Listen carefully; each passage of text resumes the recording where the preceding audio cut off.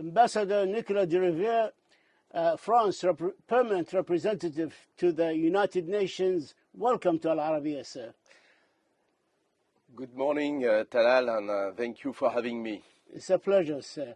I'd like to start talking about the Ukraine and the food security situation in the world. Around 69 countries around the world depends on the Ukraine and Russia for their grains. And many of them are countries of low income, actually. Many European and Central Asian countries rely on Russia and Ukraine for their fertilizers by percentages of 50% or more. Shortages seem to be staying with us for next year. Can you tell us what is the French position on possible food shortages exacerbated by the war in the Ukraine? Well, Talal, this is the worst war in Europe since the Second World War. Russia has decided to take action against Ukraine, to invade a neighboring country in full violation of the UN Charter of International Law. And the reason of this food crisis comes from there. And the first thing we need to do is to put an end to this war. This food crisis is a direct consequence from the Russian aggression. That's number one. Number two, I want to make something very clear, which is that the sanctions put on Russia by Europe, US, and others do not target food and fertilizer. So there are no sanctions on food and fertilizer. So there is no obstacle to export food and fertilizer from Russia. Now we are confronted with a difficult situation, and whatever can be done to facilitate the export of grain and of fertilizer both from Ukraine and Russia to the rest of the world is absolutely needed. As you rightly said, there are probably 800 million people who are depending on these exports. The Secretary General Antonio Guterres and his team is working very, very hard on this one, and he enjoys our full support. So all stakeholders, whether it's Ukraine, Russia, Turkey is a major actor on this one. The UN should be encouraged to find a deal. The sooner, the better. The rest of the world, part of the rest of the world is depending on that, so it's absolutely critical. France is very active. We launched an initiative on food security called FORM. We will provide support with our European partners everywhere as soon as we can. But we need to find, number one, a solution to this war, an end to this war, and number two, find practical ways to make sure that the grain from Ukraine, from Russia as well, fertilizer, can be exported. It's very important. Sir, we understand there are talks now and negotiations between the United Nations with the help of Turkey to reopen a very important port on the Black Sea to start exporting the grains from the Ukraine. Can you tell us anything about the state of these negotiations? These negotiations have started weeks ago, probably a month, 2 months ago. I hope it can be concluded soon, in the coming days or weeks. The next harvest is for coming next month, so I think it's really important to do it now. There are a number of practical issues attached to that, demining of the water off the coast of Odessa, inspections of the ships, etc., security of the ships. There are many complicated issues, but all of them can be resolved. They all should be resolved. Turkey is a major actor on this one and wants to propose important contributions in terms of naval support. So it's feasible. The solutions are there. It's just about having the political will to cut a deal, and the deal has to be concluded soon. According to the New York Times newspaper this week, Russia is earning more money now during the war and after the war than before the war by selling their oil to China and India. In your opinion and in France's view, are the Western economic sanctions working on Russia? If they are, making more money actually now than before, because the aim was to moderate their behavior towards the Ukraine. Are they working? I think they work. As you probably know, the European Union has already adopted 6 sets of sanctions on Russia since the beginning of the war on February 24th. We have decided to put a lot of pressure on Russia, on some people, on some activities.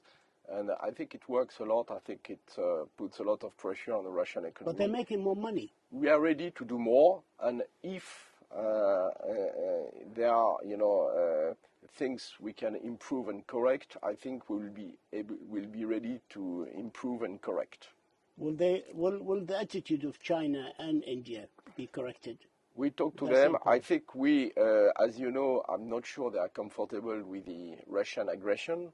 They abstain in the Security Council. They abstain in the General Assembly. So I don't think they, quote unquote, support the Russian aggression. And we should make sure that we do whatever we can, of course, with different views, to put an end to this aggression. The International Court of Justice, Talal, on March 16, and this court is the main jurisdictional body in the UN, stated very clearly that this aggression should stop and the Russian army should go back home. On Syria, sir, the United Nations Secretary General Antonio Guterres mentioned and called upon the Security Council last Monday to extend Resolution 2585, which allows for one crossing between Turkey and Syria to remain open, which is Bab al-Hawa. Now, this is very vital for entering of a humanitarian aid to people, especially in the north of Syria. Can you explain to our viewers the importance of keeping this crossing open? Yes, Talal. I think the people of Syria have been suffering since 2011. So it's 11 years since this war started. And here again, the priority should be to put an end to this war, to have a political solution. There is a resolution adopted in 2015, Resolution 2254, that called for a political solution, power sharing, a new constitutions, elections. So this should be the priority. As long as there is no political settlement in Syria, this war will continue, destabilization will continue, terrorist groups will continue to mushrooms, and humanitarian relief will remain necessary. So the political solution should be the priority. Now, as you rightly said, we need to help the people. They have been suffering a lot. Cross-line aid in Syria is not doing enough good for the people. Should cross-line cover all the needs, we would not need cross-border. That's not the case. The SG said it again and again, even recently. We continue to need cross-border humanitarian relief in Syria. So this is why France and many others, we want to keep the mechanism as long as necessary. The very day there is a political solution, the very day there is no need from the operational vantage point to use cross-border, we can give up on that. But we are far from that. We need this technical rollover. We need to continue this channel. On Mali, sir, France is to complete its withdrawal from Mali within the next few months, when its main military base of Gao will be returned to Malian forces. What had been planned as a brief intervention turned to many years of staying over there to prevent the jihadists affiliated to Qaeda and Islamic State taking over the country. What are the likely effects for Mali after these withdrawals? Well, as you know, Talal, France took action in Mali early 2013. Mali was just about to be controlled by Al-Qaeda in the Islamic Maghreb. So we decided to help Mali. We took robust military action. We stayed all these years. The situation in Mali now is very bad, and I'm not sure it's improving. It's deteriorating. The terrorist groups are killing more and more civilians. There is a military regime. So we hope that they will implement the political transition. And now this military regime is asking help from foreign mercenaries, which is, of course, bad. So France will continue to help the Sahel region. We remain ready to help Mali, but Mali should cooperate. There should be a political solution, a political process in Mali. They should reach out to the north, implement the political agreements, and refrain for contracting with mercenaries, which is probably the worst thing to do. I'd like to move to Libya. The third and final round of negotiations have ended in Cairo between the 12th and the 19th of June between the Joint House of Representatives and the High State Council Committee on the Libyan constitutional track. There's no agreement. There's no agreement between the parties on the elections. Stephanie Williams, the advisor to the Secretary General, asked him to take 10 days and try to solve these situation. How do you see this file going forward? Well, Talal, I think we are at a critical juncture on Libya. It's been probably 18 months since we enjoyed some progress, both on the political track and the security track. The military tensions have reduced significantly. There is a roadmap. We need elections in Libya, the sooner the better. To get there, we need some constitutional changes. We need all stakeholders to contribute to this process. Time is of the essence, and we will certainly push all Libyan parties and also all regional stakeholders to cooperate. Otherwise, the situation can unravel quickly, and we could get back to square one.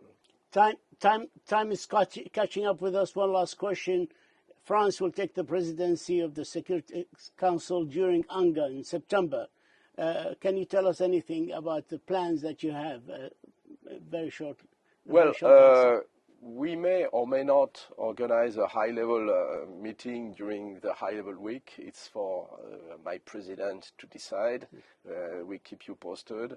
And for the rest, we will focus on humanitarian issues, on refugees, on Africa, and I'm sure we will focus a lot on Ukraine as well. Of course. Ambassador Nicolas de Rivière, France permanent representative to the United Nations, we thank you for this interview, and we thank you for the insight, and we wish you the very, very best in September. Thank you, sir. Thank you, Talal.